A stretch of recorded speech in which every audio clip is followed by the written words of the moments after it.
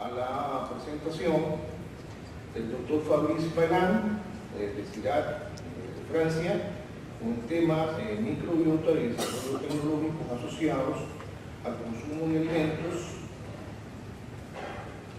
y su efecto sobre la población microbiana intestinal. El doctor Fabrice Balland tiene un diplomado de la Universidad de Montpellier para dirigir investigaciones de tesis doctoral, tiene un doctorado en especialidad de Ingeniería en Procesos Agroalimentarios de la Escuela Nacional Superior de las Industrias Agrícolas y Alimentarias, ahora AgroParis-Tech, en Francia. Es investigador del Centro Internacional de Investigaciones en Agronomía para el Desarrollo CIRAD y también del Centro Internacional de Investigaciones en Agronomía con sede en Montpellier, Francia. Además, está afiliado a la Corporación Colombiana de Investigación Agropecuaria en el marco del convenio por CIRAD. Desde 2001 hasta la fecha es investigador profesor visitante de la Universidad de Costa Rica y desde 2016 es investigador en Costa a través de este convenio. Es autor de numerosos artículos, revistas indexadas, entrevistas especializadas y sobre todo me impresionó mucho que sus últimos artículos son de 2016 y 2017 y son bastantes. Entonces le damos la palabra al doctor Fabrice, recordándole que tiene 25 minutos. Cuando le falten 5 minutos le vamos a informar y cuando le falten pues también. Muchísimas gracias, doctor. Y adelante.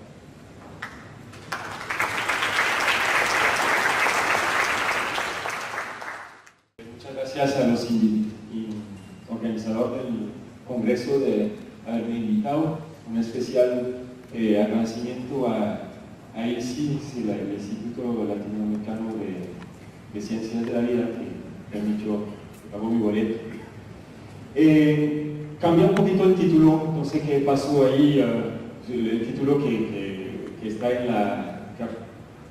la cartelera está un poquito raro. Voy a tratar más de esto, microbiota intestinal y alimentos funcionales, un nuevo paradigma para la ciencia de los alimentos. Y voy a empezar por decirles, compañeros ingenieros, como yo soy también parte de esos ingenieros de alimentos, estamos viviendo un momento muy interesante en la ciencia de alimentos y yo presiento que estamos a la puerta de una revolución en ese sentido.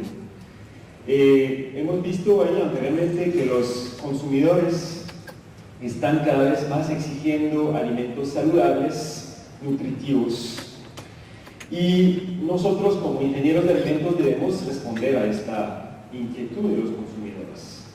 Y realmente, como lo hicimos anteriormente, el análisis de los alimentos, y me refiero más a la calidad nutricional y funcional, era un poco de laboratorios puerta adentro, digamos, estudiando el alimento como si fuera un objeto químico, y nos olvidamos un poquito de que el alimento obviamente es consumido por el hombre y cuál es su fin, es entregar nutrientes al cuerpo humano.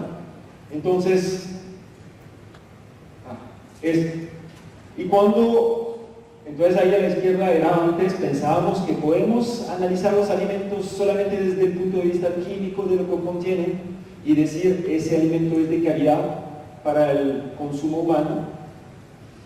Ahora nuevos descubrimientos demuestran que no es así y conceptos que creíamos totalmente fijos, escritos en piedra, tambalean. Vamos a verlo.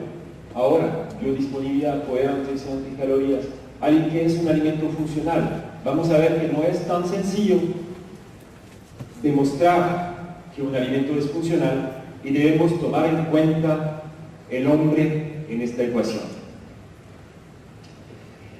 Vamos a ver entonces el tránsito gastrointestinal. ¿Qué pasa cuando nosotros ingerimos un alimento?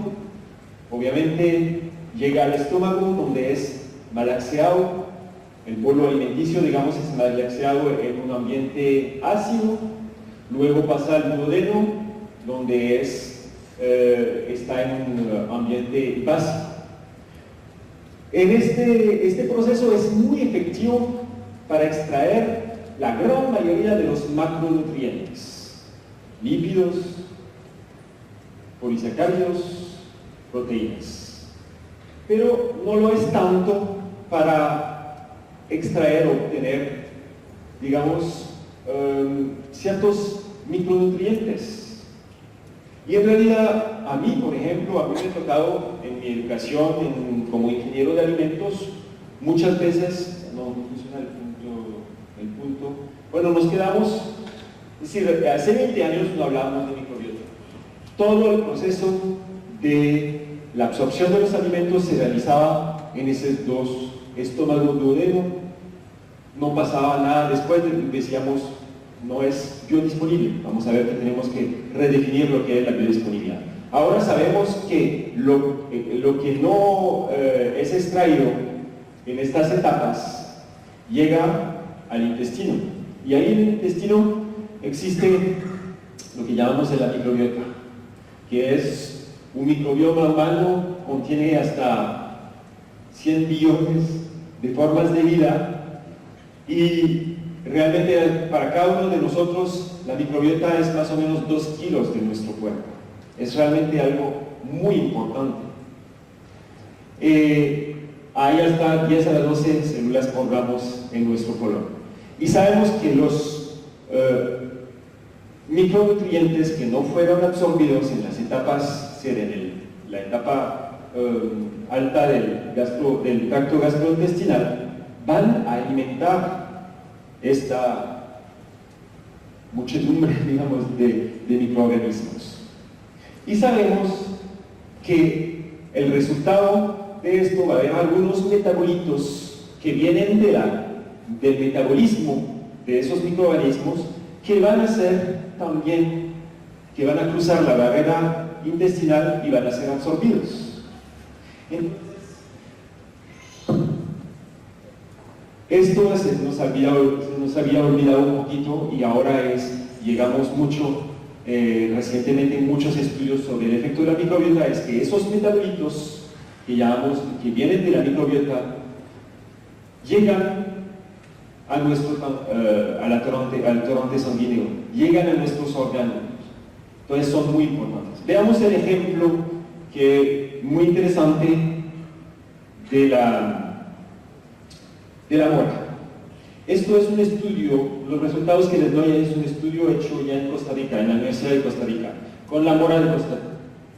La mora contiene muchos micronutrientes muy interesantes y el principal de ellos son los sedafitaminos. Es esta molécula bien grande que ven al principio. Cuando usted se toma un jugo de mora, esta gran molécula obviamente no es biodisponible, es decir, no es absorbido tal cual a nivel del estómago, no podría pasar la barrera. Lo que pasa es que esta molécula, que tiene un alto poder antioxidante, vamos a ver, muy interesante, pasa al duodeno, donde les digo que hay una especie de hidrólisis básica, se transforma en otro compuesto totalmente diferente, pero que forma esas cadenas que se llama ácido elágico. Y este es el sustrato para algunos microorganismos que van a transformar esa molécula en otra que vemos abajo, que son las urolítina A y la urolítina B. Y efectivamente, cuando hacemos un estudio clínico, dando de tomar el jugo de mora, por ejemplo, a la gente, a voluntarios, ¿cuáles son los biomarcadores de ingesta? Los principales biomarcadores de ingesta de la mora son esas moléculas. Y esas moléculas no estaban en el jugo de mora. Son moléculas diferentes, no digamos totalmente diferentes, pero son moléculas que tienen propiedades físicas, químicas y funcionales totalmente diferentes de la molécula anterior. Y este ejemplo me sirve para perfectamente ver y desmontar un mito que es el de los antioxidantes. Yo mido un alto poder antioxidante en el jugo, pero resulta que esas dos moléculas, que son las que realmente llegan al torrente sanguíneo y, digamos, irrigan nuestros órganos, tienen un bajo poder antioxidante. Son diferentes. ¿De qué sirve analizar el poder antioxidante del alimento si en realidad no es lo que va a decir? No puedo deducir jamás que ese va a tener un efecto antioxidante. Entonces, eso es el primer, digamos, concepto que tenemos que tomar con mucho cuidado, y ya en el medio científico el poder antioxidante es algo muy cuestionado, pero todavía la industria sigue porque es algo que le habla mucho al consumidor, pero realmente no tiene, según los casos, pero por lo menos en este, no tiene fundamento que al tomar ese producto usted va a tener un efecto antioxidante. Es totalmente falso. Otro tema que es muy importante y que es el resultado del impacto de la microbiota es que si uno mira, eso es un esquema, los micronutrientes que son inmediatamente biodisponibles tienen una vida útil en el cuerpo muy corta. Generalmente, después de 6-10 horas después de haber ingerido un alimento, ya no tenemos esos micronutrientes circulando en el cuerpo, son obviamente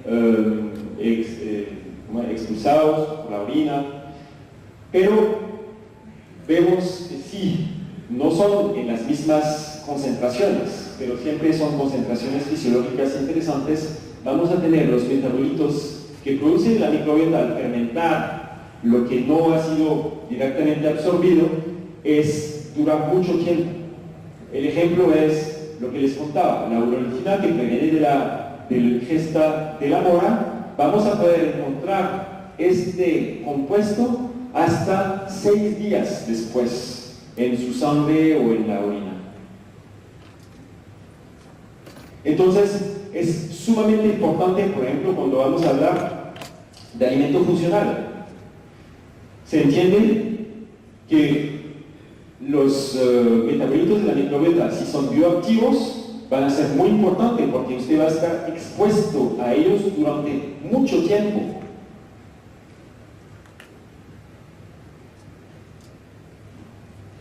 Pero hay otro tema que es muy importante y que confunde hasta el mismo concepto de alimento funcional. El problema es que no somos todos iguales frente a un alimento. No somos todos iguales. Es decir, hay ciertas personas que tienen en su microbiota los microorganismos que pueden transformar y hacer toda esa cadena de transformación que les mostré anteriormente hasta, por ejemplo, la urolítina A. Otros que pueden llegar hasta la urolítina B y otros que no producen o producen muy bajos contenidos de urolítina. Hicimos en Costa Rica ahí, yo reuní varios test que hicimos y en realidad lo que teníamos más o menos es que había un 40% que era capaz, de las personas que era capaz de producir urolítina A, más o menos un 30% urolítina B y casi un 50% que no era capaz, que su microbiota no era capaz de producir urolítinas. Y resulta que efectivamente esos compuestos que provienen de la microbiota, esos metabolitos, son realmente bioactivos. Ya lo que sabemos haciendo estudios in vitro con células, etc. Y sabemos, por ejemplo, que la urolítina A tiene un efecto sobre prevención de cáncer hormonodependientes, que la urolítina B tiene otros efectos, por ejemplo, entre ellos mejora la salud, o digamos los biomarcadores de la salud vascular. Y los que no producen urolítina, bueno, está restringido, digamos, el efecto de la mora sería a la salud del tracto gastrointestinal. Entonces, ¿cómo manejo yo el concepto de alimento funcional? ¿Cómo le digo a usted, si toma ese jugo? Bueno, en realidad lo que ha decidido la industria es decir, puede ser que le ayude en su salud, por ejemplo, cardiovascular. Puede ser, pero eso no es. Yo quisiera decirle, mira, usted toma ese jugo y le va a ayudar. ¿Cómo lo puedo hacer? Y nada más tengo que saber si usted produce urotina A o no, de qué grupo está. Entonces ustedes ven la dificultad. Los estudios, y ahí está, aunque realmente no era muy difícil probar que un alimento era funcional, porque ¿cómo hago si escojo una población al azar y entonces tengo gente que no produce, gente que produce, etc.? Entonces generalmente los estudios clínicos no eran contundentes en la conclusión de decir ese producto es funcional. Pero cuando ya nos dimos cuenta de estos tipos de que podemos clasificar las personas por su microbiota y hacemos clasificación, decimos ellos producen uroletina A y vemos que realmente ellos sí tienen efectos sobre la salud en, por ejemplo, su salud cardiovascular. Y los otros que no producen uroletina A no tienen ningún efecto, el alimento no tiene efecto sobre esos biomarcadores de salud cardiovascular. Entonces, esto es algo que debemos hacer, tener en cuenta esto. Yo pienso que es una oportunidad saberlo, no esconderlo, no hacer como intentar obtener una alegación de salud absolutamente, porque es muy complejo, sino tal vez innovar y ver cómo podemos informar al consumidor, porque es una lástima de que se pierda esos conocimientos, porque realmente si usted produce, para decir algo, uroletina A, usted sí realmente al consumir mora puede estar seguro que va a prevenir, por ejemplo, cáncer hormonodependiente.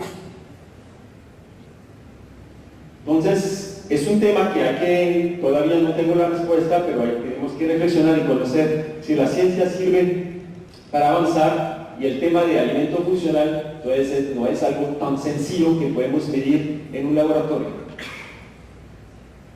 El mismo, ese que les mostré ahí es la mora, pero este es el más conocido de los ejemplos. Yo hubiera debido haber empezado por ahí, pero como era mora, que estamos en Costa Rica, que es un estudio que se hizo en Costa Rica, pero ese es el más conocido a nivel internacional. La soya. Durante mucho tiempo la soya, uno ve que había la población, por ejemplo en Asia, tiene unos biomarcadores de salud, digamos, relativamente buenos en cuanto a ciertos, sobre todo por ejemplo la menopausia, los síntomas postmenopausia. Y se daba cuenta, los investigadores se dieron cuenta que en Asia las mujeres que consumen muchos no tenían tantos problemas con las mujeres del occidente, digamos, y se les ocurrió, bueno, démosle ya soya, igual porque sabemos que es lo mismo dentro del estómago, la datzin se transforma en unos metabolitos primarios, ahí se desglicosila y obtenemos datseín, y la datseín es el sustrato para el ataque, el uso de los microorganismos que van digamos, a transformar esa molécula en otras moléculas totalmente diferentes del precursor, EQUAL, por ejemplo, y sabemos que EQUAL tiene una actividad proestrogénica y entonces ayuda a disminuir los síntomas, por ejemplo, de la mujer postmenopausia. Pero cuando se le da a las mujeres, muchas decían, a mí me sirvió, y otras, no me sirvió nada. Entonces, ¿a qué se debe? Porque efectivamente vimos que hay lo mismo, metabotipos de microbiota, es decir, en Asia había un porcentaje mucho más alto de mujeres que son capaces de producir EQUAL, y en Occidente muy pocas. Entonces lo mismo cuando se hace la clusterización, no sé cómo se dice, la organización, se organiza a las personas que producen EQUAL y las que no, y se obtiene muy buenos resultados y concordan realmente con un efecto sobre la salud. El último ejemplo que también habla mucho y tenemos que redefinir un poquito muchos conceptos que creíamos totalmente estables o fijos. La fibra dietaria. Sabemos que la fibra dietaria no es biodisponible inmediatamente en el estómago, o el duodeno, que llega al intestino, donde es fermentada. Fermentada, obviamente gases, pero también produce una serie de compuestos muy interesantes, de metabolitos de la microbiota, que son los ácidos grasos de cadena corta, que ellos cruzan la barrera intestinal y llegan al torrente sanguíneo. Es parte de los biomarcadores de ingesta de mucha fibra dietética. Son propionatos, acetatos, glutiratos. Lo mismo cuando hay la intermediación de la microbiota, no somos iguales frente a esto. Hay personas que van a poder mucho más fácilmente que otras transformar a partir de la fibra dietaria y obtener estos compuestos, otras menos. Hay hasta personas que van a poder, porque uno de esos compuestos, por ejemplo el propionato, puede ser utilizado como fuente energética directamente. Entonces hay hasta sospechas, esto es todavía muy incipiente, pero ya hay sospechas, existen ratones, por ejemplo, unos que van a engordar comiendo fibra dietética. Es decir, ¿qué le llegamos a eso? Es que las calorías que marcamos sobre los alimentos, en realidad, si vamos al fondo de las cosas, no son las mismas para usted o para mí. Es posible que este alimento me dé a mí 200 calorías, pero porque yo tengo una flora intestinal sumamente activa y que transforme en ciertos compuestos específicos que yo pueda usar como fuente energética, entonces a usted le va a sacar 250, para hacer algo, kilocalorías. Podemos seguir diciendo que la fibra dietaria es disponible, biodisponible, no biodisponible, perdón. No. La fibra, o al menos parcialmente. Hago una aclaración ahí, obviamente la fibra dietaria se compone por la fibra soluble, la fibra insoluble, y la fibra soluble obviamente es la que más es fácil de transformar y de metabolizar en ciertos compuestos que, como les digo, que pueden ser buenos para la salud, que hay muchos, la fibra dietética, muchos son buenos para la salud, pero según su microbiota intestinal, usted va a poder extraer más o menos energía a partir de estos. Entonces, tenemos que redefinir esto y pensar un poquito que las calorías no es un tema totalmente cerrado y que no está muy seguro cuando le damos calorías en un alimento. Puede ser que nosotros tengamos la capacidad de extraer hasta más energía de este alimento. Y esto es, los ejemplos que les di son unos ejemplos de una lista mucho más larga que estamos encontrando. Cada vez hay más conocimiento sobre esto. Nos damos cuenta que los metabolitos de la microbiota intestinal son muy importantes y muchas veces no sabemos cuando ingerimos un alimento cuál es el biomarcador de ingesta y qué es el efecto que podría tener sobre la salud. Nada más aquí puse algunos que son también conocidos, como el de la linaza. Por ejemplo, no todo el mundo que va a consumir linaza va a producir ese micronutriente que es imposible pronunciar, pero que sabemos que tiene efectos sobre la salud, pero no todo el mundo lo puede producir. Entonces, si decimos que la linaza es un alimento funcional, debemos tener cuidado. Puede ser funcional para algunos, no es que le va a hacer daño a otros, pero de pronto no puede esperar los mismos efectos sobre la salud.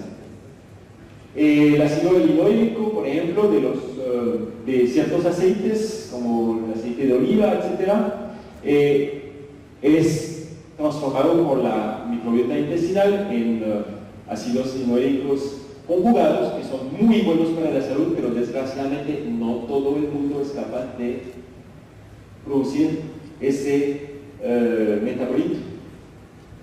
Bueno, el lúpulo, para los que toman cerveza muy amarga, pero bueno, ahí ya hay otros temas detrás de esto.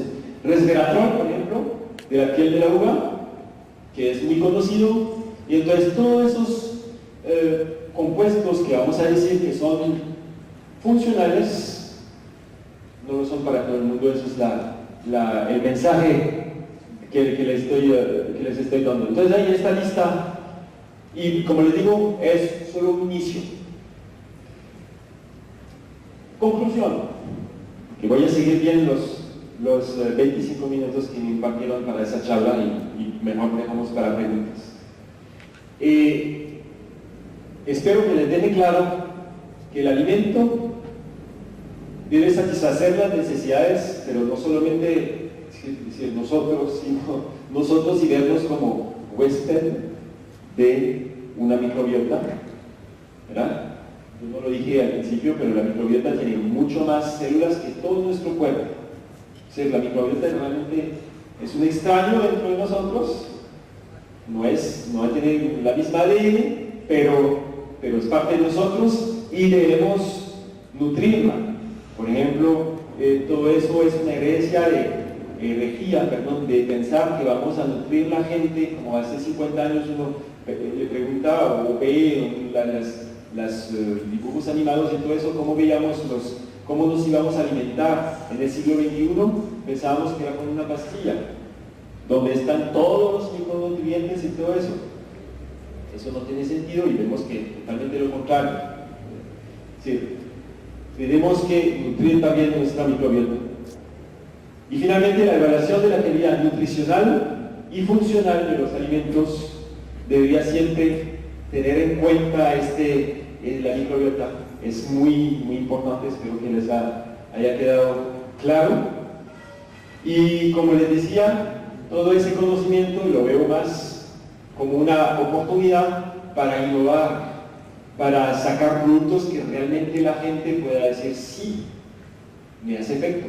Yo pienso que, por ejemplo, deberíamos llegar en el futuro a hacer unos tests, son relativamente fáciles. Estamos trabajando en la Universidad de Costa Rica sobre esto, precisamente para que ustedes puedan saber: mira, yo soy metabotipo A, es decir, produzco urolitinal, yo produzco igual, yo produzco esto, entonces yo sé que si tomo ese alimento me va a hacer efecto.